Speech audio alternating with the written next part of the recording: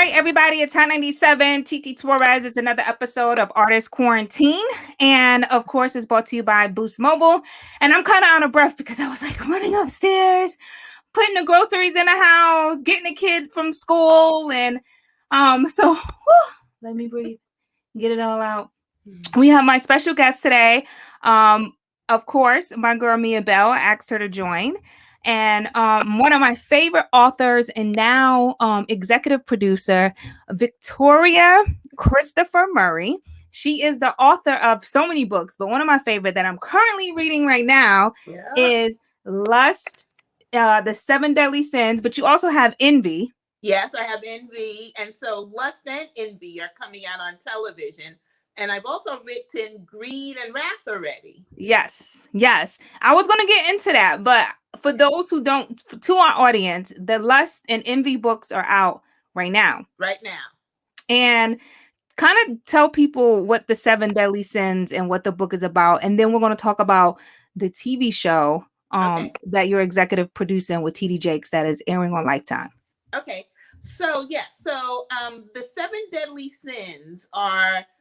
they're actually not even in the Bible. A lot of people think they are, but these are the sins that most of us suffer from. And there's 7 of them, from lust, envy, greed, wrath, pride, gluttony, and sloth. I know, right? All of that. Wow. And so a couple of years ago, I decided to do a series on each one of these 7 deadly sins. And so I started with writing Lust, and and every book is all about the sin. So Lust ain't nothing but lust from page 1. So when I first started reading it, I was like, oh, it's kind of hot and heavy in here. Like I didn't really know that you were going to go there in the book, but you went there. I went there. I told you, TT, I was going to go there in the book. And, because I always, when I write, I try to be true to the characters and true to the story. And so you can't write about lust and be nice about it. No. You just can't. No. So I invited Miabelle on to be a part of this interview today because Miabelle has a master's degree in publishing. And I think it's so fascinating to put Black women together in a field that is mostly dominated by white women. Yeah, definitely. Especially in the publishing world. Definitely. And, I was speaking to Miabelle because I let her preview my new book. I let her read the first 3 chapters. And I told Mia that you were my editor. And she's like, can I intern under her? I just want to learn. And I thought it would be great to put 2 Black women together who can definitely build a relationship and learn from each other. So Mia's ready to type paper. She's ready to do whatever. I would love to. Okay, we're gonna be working together from this point forward. We're working together. I've been doing this for 20 years. I've been writing novels full time for 20 years. And I love editing, and I love working with people who have great stories. Like TT has a great story. This is my passion. I love doing it. So I'd love to work with you.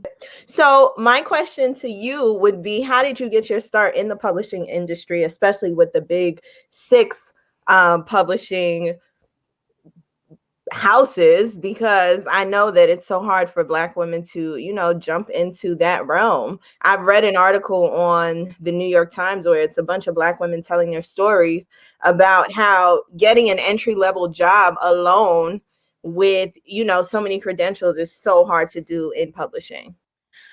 I've always wanted to be a writer. Since I was a little girl, I've wanted to be a writer. And that was just my passion, the thing that I really wanted to do. And I didn't get to writing right away because I had never met any writers who looked like me. When I was growing up, the only writers or authors I knew were people who were white. I didn't know any Black ones. I was in high school before I read about Black authors. I started reading Black authors. So I didn't go to college to become a writer, even though that's what I've always wanted to do. I went to college because you're supposed to go to college and do something with your life and not your hobby. But even though I went and got my undergrad and then I got my grad degree, I have a master's in business administration, I never lost the desire to write. And I just kept writing and just kept writing. And then one day my husband said to me, you better write this novel, because I had been talking to him about writing since I met him. For a wedding gift, he brought me an Apple IIe computer. So I'm dating myself a little bit because it was one of those big computers that you had to use the disk. They didn't even have Windows at the time. It was those disks that took forever. And he bought me a computer because he said, you're going to be a writer. And a lot of people don't think that's romantic, but that was really romantic to me because he was. That is romantic. That was your passion, and that was my passion, and he gave you the wedding start. gift from my husband was an Apple IIe computer. But it still took me 16 years to write because you let life get in the way. But really, I was scared. To be honest with you, I used life as an excuse because when you birth a baby, a creative baby, and you put it out there for the world to look at and critique, that's hard. And 30 books later, I'm still afraid of that. But my husband pushed me. I finally wrote that first book, and it took off. I self-published my first novel. I sold 9,000 copies in 6 months.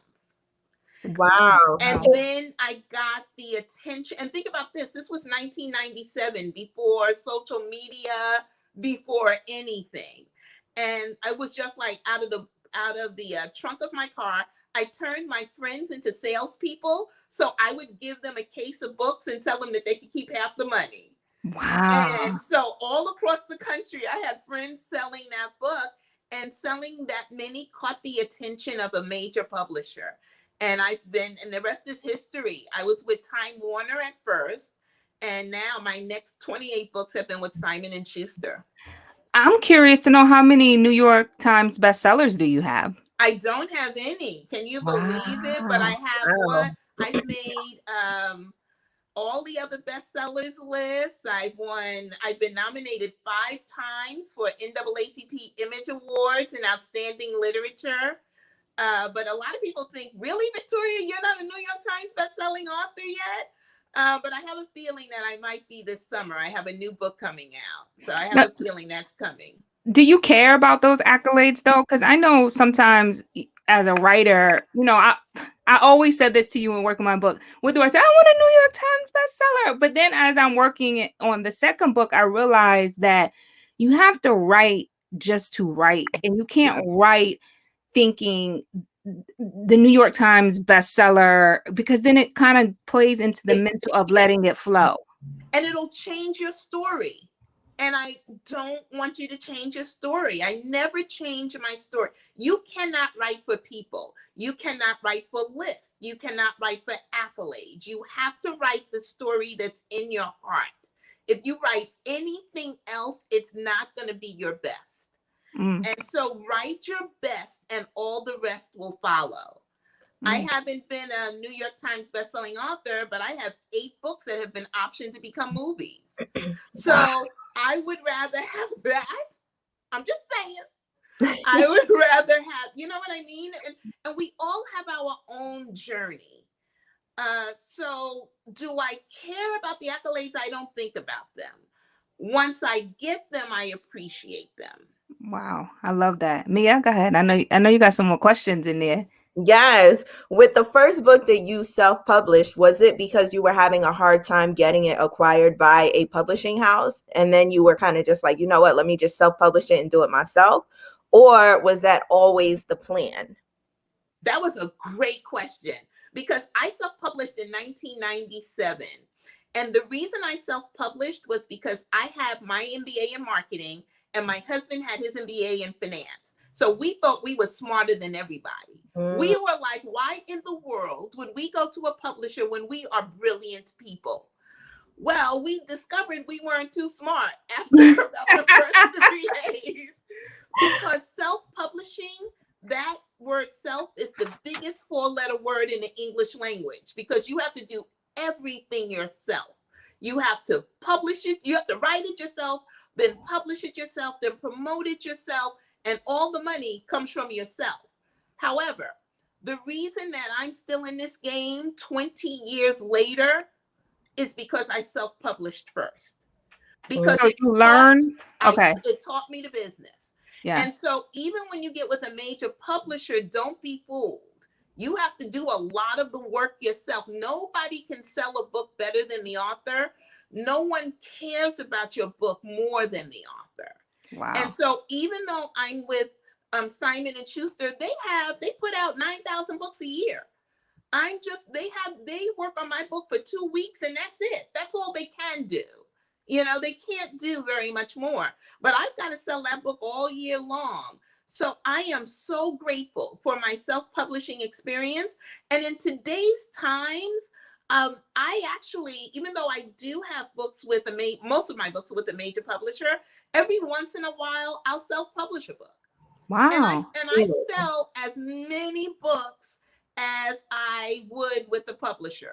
And that's because you have a cult following at this point, right? People look for you to drop your books. People look for my books. They look for my name. Somebody just wrote a review the other day and she wrote, "This is why when Victoria Christopher Murray's name is on the book, I don't even care what's inside of it." Because she was doing a review on my latest book, Wrath. And so I think that's what it is. But I had to build up that following. And I was willing, and I still am willing. But with my first book, I was willing to put in the hard work. I wanted to be a writer my whole life. So, that's. And writing, what I've learned through the process, it takes real patience and dedication. Like you have to be consistent with writing. There are times when I will text Victoria at 1 a.m. in the morning with the ending of the book and be like, "Hey, this is what I'm thinking." And what is so great about TT, one of the things and I'm doing some writing workshop videos here. That's what I'm doing. And one of the things that I just said in one of the videos is you don't have to write the book in order. I love that TT comes up with her chapters whenever she comes up with her chapters. She has just written a great ending. And we have 5 chapters in the beginning. We have 5. This is the second book, 5 chapters done. But I went to the ending because I can visualize kind of how the ending is. Sometimes I can't articulate how it will play out. So I'll voice note it or I'll, write it down how I dream it or visualize it and then fill in the in between. But what is so good about having this ending is TT now has the road to write. She knows what she's writing to. Mm-hmm. So TT wrote like the first 5, 6 chapters, and then she's like, "I have the ending." And I'm like, "What?" So then I read the ending, and I was like, "That's the ending." Yeah. That's the ending. Yeah. So now she has to fill in all the things in the middle. But that's what I love about having such a seasoned partner in the process of me putting out these books. It's like me and you are from 2 generations, but yet and still we have this common denominator, which is the love of reading and the love of writing. And what I've learned so much from my first book to this book, even in the first book, is just how to get it out and develop the character. And what does she look like? Yeah, what earrings is she wearing? What shoes does she have on? It's just an amazing process to really go through this. I felt like I was back in school. Actually, Victoria inspired me to go back to school and to be able to articulate my story. So even when I'm taking these writing classes, I'm like, before I turn in my assignment, I send it to her and be like, "What do you think?" And she'll mark it up and she'll be like, "Go deeper here." Well, what does the cave look like? Or like, and it just really helps a lot in the process. It was so amazing to watch you grow and grow so fast. Wow. Because when you gave me some of your first assignments, I'm like, who is this woman? How did she write this? I mean, there were some lines in there that I was like, dang, I wish I'd written that. I wish I had written that. But that's because you inspired me a lot. Me, I'm gonna kick it to you. I know you got, come on, you on now, girl. So I know you said the first book took you 16 years to write. afterwards, how long did it take in between for you to drop the others? Like, was it an easier process for you to now just knock them out in a few weeks or a few months, a year after the 16-year process? Yeah, that's a really good question. It did take me 6 years because it was the fear. Oh, And six. once I got it out, it is, I guess it's a process, and I'm cranking because it's my job. I am blessed. I am a Black woman who has been writing novels full time for 20 years. That's a hallelujah shout right there. Amen to that. Because And for been full, successful. So been yeah, a successful Black Black female writer for 20 plus for years, 20 and plus has a years. movie coming out on Lifetime based upon her novels that she has written that you guys can go back and watch before you get your popcorn and watch her Lifetime movies. But go ahead, Victoria. Yeah, so in the beginning, it took me that long because I had the fear. But once I got a contract, it becomes a job because you have to turn in your books based on the contract. And also, when you're writing full time, I don't get paid unless I turn in a book. And I've developed this great relationship with food and shelter. And I love to eat. I love to have a bed to sleep in. And so I have to write the book. So I'm not always inspired to get up to write, but I'm inspired to go do my job. Does that make sense? Yeah, That it totally. is. And so But does it take the fun out of it though? Now that it's a job? no, because I think it's because this is because I'm supposed to be doing this. Like, it takes the fun out. Sometimes I can sit down and I go, oh God, I have to write. But then once the characters start coming to life and everything, it's just wow. I'm just so grateful that God chose me to tell their stories. You How know? how do you unwind from it? Because from writing, I find it very difficult to unwind from it. So once I start going on something, and that's why I had to like text you, I think it was like 2 in the morning, Yeah. because it takes me a while to wind down from the story. And I'm just curious, do you have any tips for that? That's a good question. And I don't. And you know what it is? It's because the characters are you. And so they won't let you go. Mhm. Because there have been times when I'm in sleep in bed saying, shut up, just shut up. I want to go to sleep. Can you tell me in the morning? And then in the morning, they're not talking. They're like, you didn't want to listen to me at 2 o'clock in the Yeah, morning? I don't want to talk to you now. So that's a you have to fact. learn to do what TT did and get up at 2 o'clock in the morning and just do it. I don't have a really good answer for that on how to. You have to force yourself to step away. But you may step away, but the characters are not going anywhere. They're going to stay in your head until their story is completely told. Mia?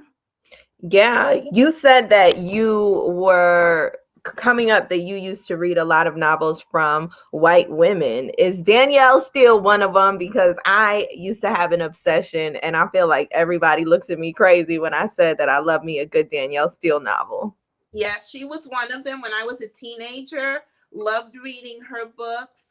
My very first writer was a woman by the name of Carolyn Haywood, but I was 7 years old, and she wrote the B is for Wow. Betsy series.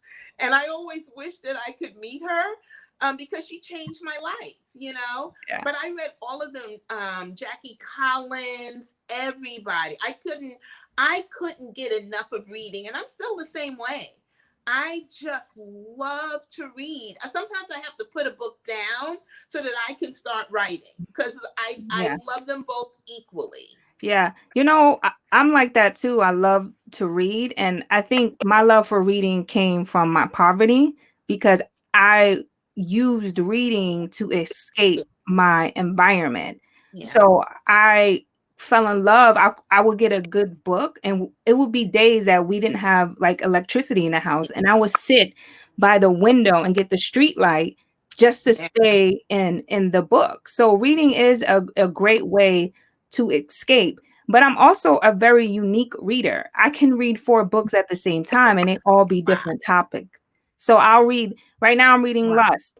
And then I'm reading a book on leadership. And then I'm reading another book, Deepak book on spirituality and meditation. So I go from book to book to book to book. And it's so funny because I was texting Mia last night and I was going to start on Sister Soldier's new book. But I'm like, will it clutter my mind being that I'm working on my second book? Yeah. And I'm reading and I'm still Yeah. diving into this book. And I'm like, okay, no, don't start the fifth book of all the 4 books you're currently reading. Yeah. But are any of you like that, or am I just the weirdo out the room?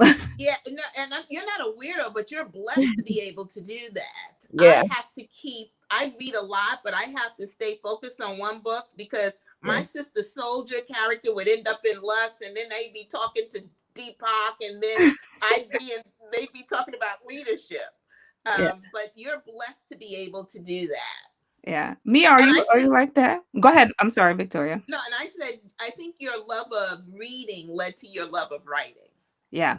Yeah. Oh, yeah, for sure. I can only do one book at a time because, like Victoria said, I'll start mixing the characters and thinking I saw it in a movie or something like that. So I can only do one at a time for sure. Yeah. Yeah. How did the book turn into a movie? Like, so how do you write this fantastic novel and then it gets picked up to do a movie? Because I'm just fascinated how so many people can write these books, and then you next thing you know, you see it on Broadway, and then you see it and DreamWorks, and it's like, wow, like how does that process work? Yeah, and they have to discover you. You know, it's just like being discovered as a singer or an actor. They have to discover you. What happened, but this is why being consistent helps. What happened was I had written Lust, and before it even came out, my publisher sends it out to be reviewed by different magazines. And so it was sent to Essence, and the book editor, Patrick Bass, read it. And he had been reading my books for 20 years. And he read Lust, and he called Sean Robinson, who used to be the anchor on Access Hollywood, and she wanted to get into movies. And so he called Sean, and he said, if you want to get into movies, I have a book for you. He said, I've known Victoria Christopher Murray for 20 years. She writes great products. She has a following. He said the same thing you said, TT, like a cult following. And he said, but this is her most commercial urban book. It's going to make a great movie. And Sean and I had kind of known each other through other people. And so she had my number. She called me and she said, so are you going to make this a 7 Deadly Sins series? When I told her how I started it. And I said, I hope to, but I don't, Lust was my first book. And she said, okay, I will option it if you come up with the second book. And so she really came up with like the idea of Envy. And then I took it from there and wrote the book. So then what option means is that she had the right to go out and shop it for a year. So she went and she talked to Netflix and Lifetime and Hallmark and TD Jakes and all these different people. And after about a year, she had already gone to Lifetime and separately. And then she had gone to TD Jakes separately. And Lifetime and TD Jakes had done some movies together and they wanted to do more with him. And they said to him, do you have any other products? And so his production company was like, well, we did speak to Sean and she's going to have 7, with the 7 Deadly Sins. And so that's how it all came together. So actually, Sean is the executive producer along with TD Jakes. And I'm a consultant. I'm a consulting producer. So it airs on Lifetime coming up soon. Yes, on April 10th, Lust is coming out. And I have a little secret that writers never say. I loved Lust when I wrote it, but I think they did a better job on the movie than I did in the book. Wow. Look at that. Okay, so there's a couple of reasons why. First of all, the casting is fantastic. How do you feel about having just the Black production, the Black casting, just all that? The casting on Lust, Kerry Hilson, Tank. I saw Tank on there. And then his name, and then Tobias, I can never pronounce his last name, Trevelyan, I believe it is. The chemistry between those three. When Tank walks on the film, the first time you see him, you like, that's Lust right there. That is lust right there. And so the chemistry between the three, I did not write the script. The script writer read my novel, and then she put a script together. And, this is something that a lot of people don't know. A book is 300 pages, around 300 pages. But a movie script is only 90 pages. It's a page a minute. And so that means from a book, they have to cut out 2/3. They have to cut out 200 pages. And so she had to make some decisions of what to cut out and what to keep in. And she made brilliant, brilliant decisions. Wow. And so it's been such a pleasure working with everyone from Sean to Derek Williams, who's part of TD Jakes' company, and Lifetime has included me. It's been a really great process. So now that Lust is already done, it's airing April 10th on Lifetime. Everybody make sure you support that. When will we see Envy? Will that come out shortly after? Yes. Envy comes out April 17th. Wow. So all the series have been shot. So we can just binge the two. Okay, so we can binge watch the first one, then make sure you go back and watch the second one. Yes. Wow. Yes. So April 10th and April 17th. And so in Envy, the cast is Soraya, who was in Empire, and Candy Burris. I always say Candy from Escape, and people say Candy from The Real Housewives. But yeah. So now that these have hit the TV stratosphere, does that make you more of a popular author now? Are you seeing that people are now like, okay, I need something from her. I need something from her. Yes, because then now I have a new book series called The X-Files. Well, it's not new. I wrote it 12 years ago. And so that's been optioned by Sean Robinson and Tracy Edmonds, Babyface's wife. And so they're turning that into a movie. And so the script is already done. And they have the production company, Mar Vista. That will also be on Lifetime. And so, my agent's getting other people calling, and everybody wants something from me. Wow. And I'm glad I got her early, child. Just don't be raising the prices on me, man. When it comes to the editing, don't raise my prices. Raise everybody else's. No, you're my friend from way back, so no. Mia, any final questions before we wrap today? Yes, for people who are trying to get into the publishing world and only think that there are one or two jobs in reference to being a writer or being an editor, you've done it all in that industry because you self-published a book. What are some options that you would say to those watching that, they could jump into the industry too? Oh, that's a really good question. There's so many things with writing because, like you said, if you don't want to be a writer or an editor, we all have to have the graphics for our book covers. And there are people who just specialize in doing book covers, nothing else. Just because it takes a special eye and a special thing that you need on the book cover to help sell it. There are people that just love doing the inside of the book. That's the formatters. So I couldn't do that. And that's formatting the book because when we turn it in, it looks like it's a manuscript. It's 8.5 by 11. But it takes a special technique to turn it into a book. There are people who know every part of this business who are like consultants. And so they will help people self-publish their books because I don't even like using the word self-published anymore. I like calling it indie publishing, independent publishing, because now in today's times, you can make as much money being an indie publisher as you can going with a mainstream publisher. And so there are people who are consultants who will help people get to that dream. So there are a lot of different things. That's a very good question. I need to think about that and write down all the different things a person can do if they want to get into publishing, because this is the way publishing is just like acting. During the pandemic, book sales exploded.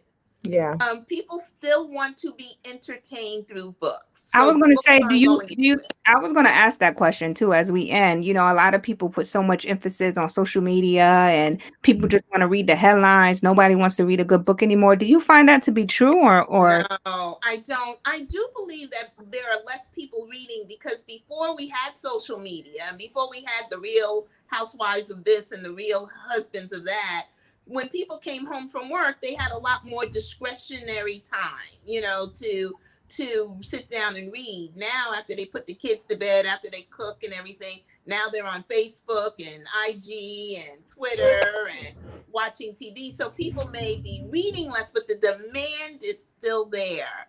And I think the demand is only going to continue to grow, especially if we put out good stories. Like the one you're working on, TT.